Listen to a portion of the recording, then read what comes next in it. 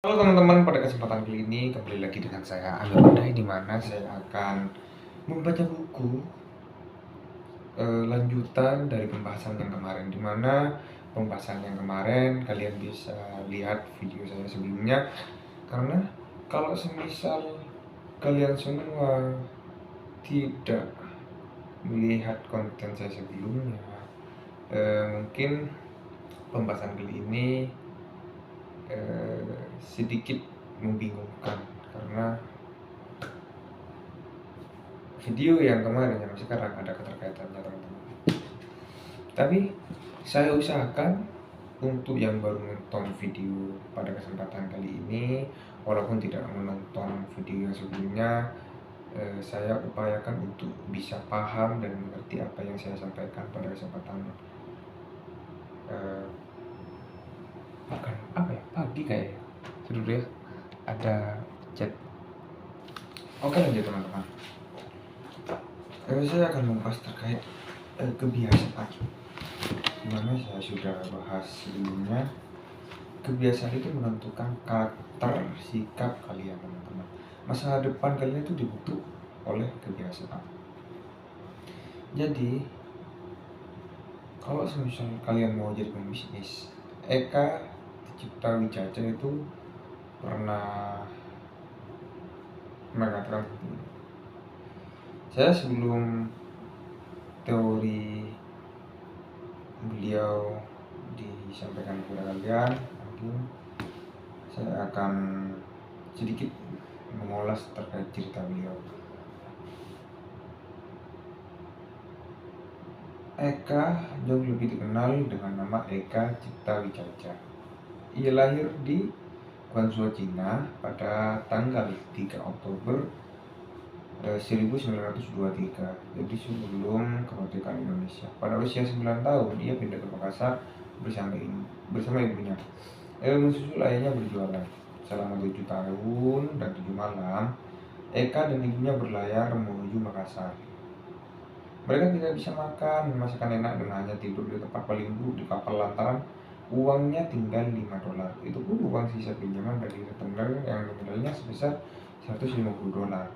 Sesampainya di Makassar teman-teman, usahanya ternyata tidak begitu baik. Ayahnya hanya memiliki toko kecil sebagai satu-satunya sumber penghasilan. Kondisi itulah yang kemudian bergerak sebuah tenaga dikolaborasikan dengan pikiran Eka untuk mencari uang, tidak untuk membantu menanggung hidup keluarga. Setidaknya ia ingin membantu melunasi utang ibunya kepada teman-teman. Jadi untuk bisa suksesnya itu kegigihan.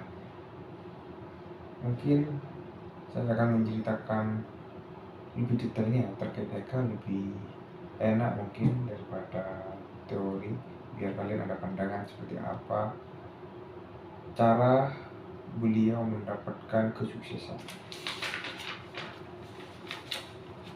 Meski itu membutuhkan lama, waktu yang selama 2 tahun yang saya ceritakan tadi, setelah utangnya lunas, toko ayahnya juga berjalan maju karena Eka bisa bersekolah kembali. Dan meski pada akhirnya hanya mampu memberikan pendidikan sekolah dasar lantaran keluarganya kembali kesulitan ekonomi, Eka yang gigih tentu pantang menyerah pada keadaan. Setelah tamat sekolah, ia kembali menjual biskuit dan permen dari toko ayahnya demi mendapatkan pembeli yang mengelilingi Makassar dengan sepeda ontelnya. Jadi si Eka itu keliling teman-teman, keliling Makassar dengan sepeda ontelnya untuk menjual permen dan biskuit dari toko ayahnya. Dimana toko ayahnya dulu kecil, ayahnya dari Tiongkok, terus Eka dan ibunya menyusul ke Makassar untuk membantu perekonomian keluarga. Setelah semangat dan kegigihannya itu konsisten, toko ayahnya maju dan Eka semakin bertumbuh. Setelah maju, saya ulang ceritanya ya, Eka bisa bersekolah teman-teman. Eka yang gigih tetap pantang menyerah pada keadaan. Setelah tamat sekolah, itu yang saya katakan tadi, biskuit dan permen dijajah satu Makassar. Pada yang dibayangkan ternyata tidak mudah sekali. Penolakan demi penolakan harus diterima Eka dengan baik, namun itu tidak lantas membuat tekadnya mundur dan lutut gitu. Meski tahu bahwa apa yang dirintisnya masih begitu mudah, ia tetap gigih berusahanya dalam waktu 2 bulan misalnya menumbuhkan hasil yang bagus. Keberhasilan Eka memang patut dianjungi jempol, namun ketika tentara Jepang menyerbu Indonesia, usaha yang dirintisnya menjadi berantakan. Tidak ada barang impor dan ekspor yang bisa dijual. Usahanya lumpuh total, tabungannya yang sebesar $2.000 pun berlahan-lahan habis lantaran ia menganggur.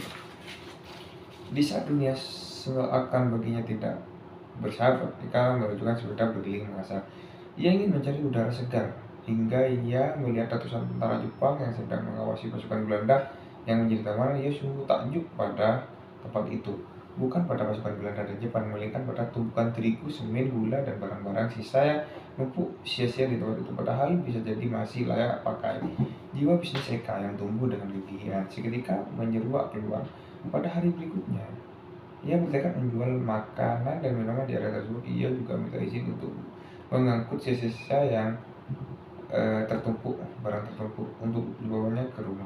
Ya, dari sisa yang didapatkan ia menjadi orang yang beruntung sebab barang-barang itu bisa diolah kembali menjadi kebutuhan yang dapat menghasilkan uang. Perang yang berkepanjangan membuat para penduduk kekurangan bahan makanan dan barang-barang lainnya. Saat itulah barang sisa yang mereka dapatkan menjadi sangat berharga. Ia menjual dengan harga bagus, juga beralih menjadi kontraktor kuburan orang-orang kaya dengan menggunakan semen dan beton yang dimiliki. Berhenti menjadi kontraktor, Eka mencoba keberuntungan sebagai penjual kopra dan bangkrut. Menjual pula lalu bangkrut lagi. Jatuh bangun yang di Amerika menyuruhkan langkahnya untuk mencoba. Telah tumbuh mental baja dan dirinya yang gigih dan tahan banting. Meski berkali-kali bangkrut, ia tetap saja bangkit mencari keberuntungan di dunia dagang, teman-teman. Jadi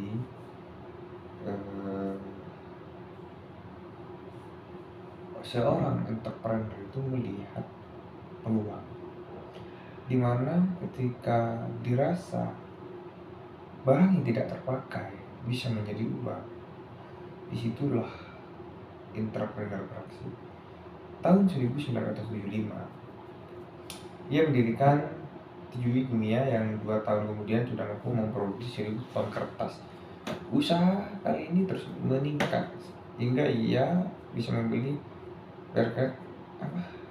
berhektar-hektar kebun sawit dan juga membeli bank internasional pada tahun 1982. Kegigihan yang dimiliki Eka pada akhirnya bisa dinilai hingga ia masa pensiun. Salah satu usahanya yang maju dan membuat namanya makin maju yaitu bisnis real estate yang tergabung dalam grup Sinarmas. Jadi mohon maaf sebesar-besarnya kalau semisal saya membaca terbilit-bilit. Bukan saya takut kepada kamera, karena gak tahu ya, saya itu bicara bingung apakah saya membaca dari awal sampai akhir terus mengasih pemahaman kepada kalian, ataupun setiap cerita, setiap bab saya terangkan poin per poin.